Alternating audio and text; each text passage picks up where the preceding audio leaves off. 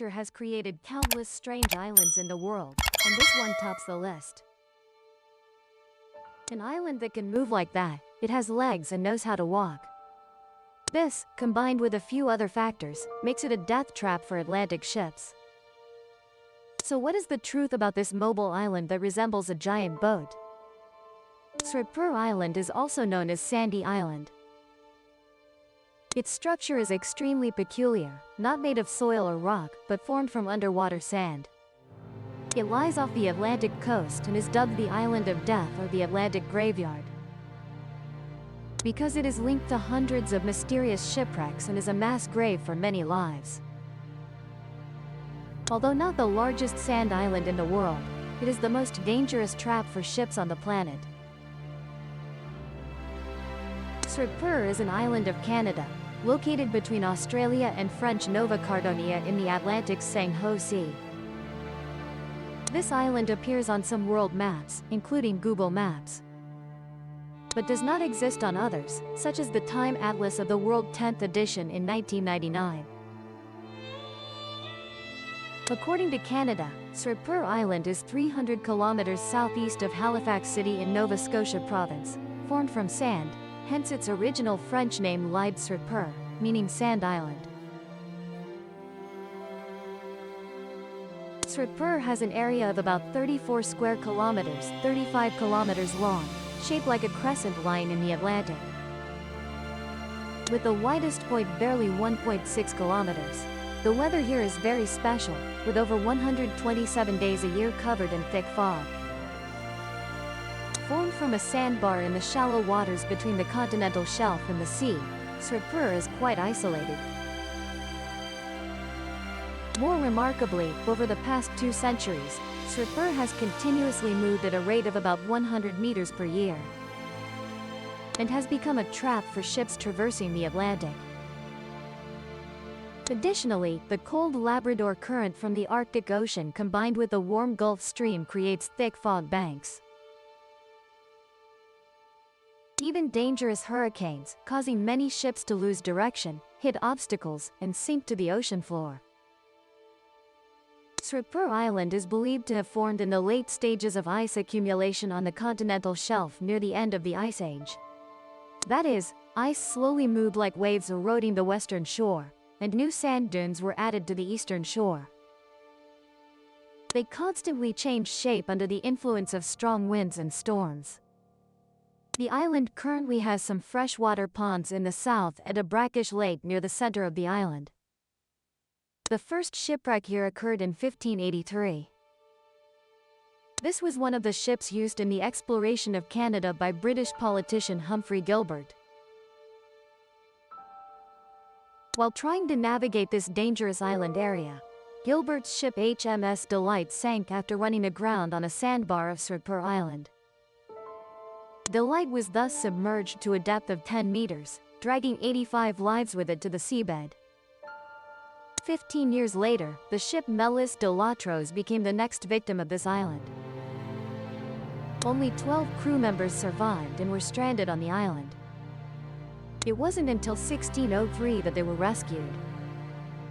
In the early 1940s, Canada built a meteorological and hydrological station on the island to provide weather information for ships.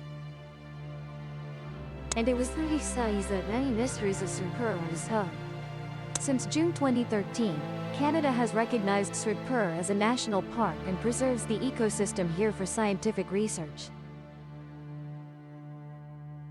According to historical records, the last shipwreck occurred in 1947, when Manhasset and his crew were operating a steamship through the Atlantic waters. Fortunately, thanks to rescue personnel at the meteorological station, the entire crew was saved and returned safely. It is very difficult to observe the shipwrecks around this island, as they have been shattered and buried deep under the sand. Besides being famous for shipwrecks, Tragedies Island is also home to over 400 wild horses. They are the descendants of horses once confiscated from a shipment in Arcadia. When passing by the island, they were forced to leave him behind reluctantly. According to the UK's Mail Online Travel, one of the scientists who has contributed greatly to the study of Shipwrecks Island is a woman named Jo Lucas, 69, from Halifax, Nova Scotia, Canada.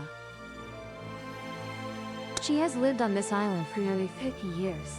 Lucas is a naturalist who first set foot on Shipwrecks Island in 1971 when she was just 21 years old. Other residents of Shipwrecks include about 400 horses, 300,000 gray seals, and 350 species of birds. Due to her passion for natural research, even living on the island, Jo Lucas never feels lonely. According to data collected by Lucas, the animals on the island appeared on Shipwrecks in the early 18th century. As for the reason the island is called the Atlantic Graveyard, it is due to the harsh climate and year-round fog, making passing ships prone to accidents. The most recent accident occurred in 1981. Through research, scientists have discovered many strange things about this island. For example, Shipwrecks is part of Halifax, exactly 290 kilometers from the coast. So in 2017, it became Electoral District 27 of Halifax City, Nova Scotia Province. In fact, Shipwrecks is larger in scale than what is usually mentioned. It has a thin crescent shape stretching up to 42 kilometers with over 500 wild horses living there, surviving through centuries with harsh winters. The exact origin of the Shipwrecks horse herd is still not clearly understood by science. There is a hypothesis that their ancestors were horses that survived a shipwreck,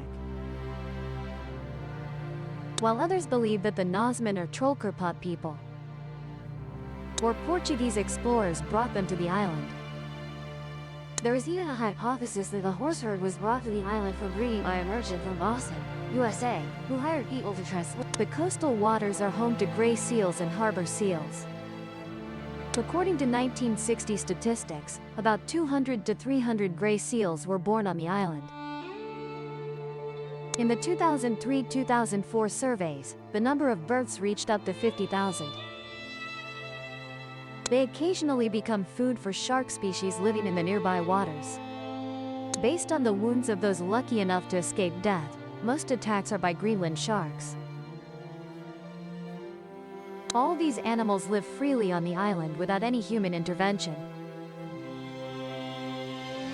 Additionally, the island lacks natural trees, only having low-growing vegetation.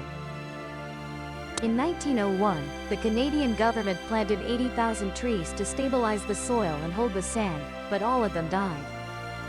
However, the government did not give up, continuing to plant trees on the island, but the results were not more promising, when only a single Scots pine survived. Although planted since 1960, it is only a few meters tall. Notably, Shipwrecks has many species of birds of prey, with over 350 species recorded by Lucas. Among these, 16 species breed locally, such as terns, gulls, ducks, up to rare birds like woodpeckers, icewhips, and tropical bird species. This place is also the capital of gray seals. Another special discovery recorded by science is that Shipwrecks Island is gradually drifting from west to east. Possibly due to climate change, the island is both moving, shrinking, and may eventually disappear. The alien island Socotra is part of an archipelago off the coast of Yemen and Somalia. It is often compared to a distant planet because it has more unique and interesting vegetation than anywhere else. Socotra Island is also called a forgotten part of the world because many people have never heard of it and are unaware of the wonders this island possesses. Socotra Island belongs to the Republic of Yemen and is part of the Indian Ocean. The people living on the island also have their own distinct culture and language. Tourists coming here are mainly scientific researchers and those interested in ecotourism. Socotra is highly valued by the scientific community as one of the rare places with biodiversity, with rich and distinct flora and fauna. 90% of reptile species and 95% of land snail species on the island are not found anywhere else in the world. Socotra's long geological isolation in harsh climate conditions have created a spectacular, unique vegetation system. According to research by the Middle East Plant Research Center, up to 37% of plant species here are endemic, including 27 extremely rare species, listed in the Red Book and being protected. Socotra Island surprises everyone with over 800 species of plants and animals not found anywhere else on the planet. One of the most special plant species of this archipelago is the dragon's blood tree. The dragon's blood tree, also known as Tragedies, has an external shape resembling an umbrella. Its formation and growth process is also very special. When young, they only have a single, solitary trunk. After about 10 to 15 years, the trunk stops growing and white, lily-like fragrant flowers appear.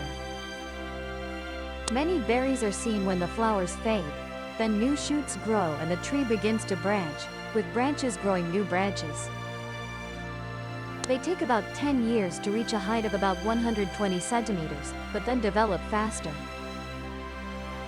The most distinctive feature of this tree is its sap, which is red like blood, sour, and slightly pungent. Therefore, people call it the dragon's blood tree. According to legend, the first dragon's blood tree grew from the blood of a dragon injured in a battle with an elephant. Since then, the sap of this tree has been red like blood and was named the dragon's blood tree.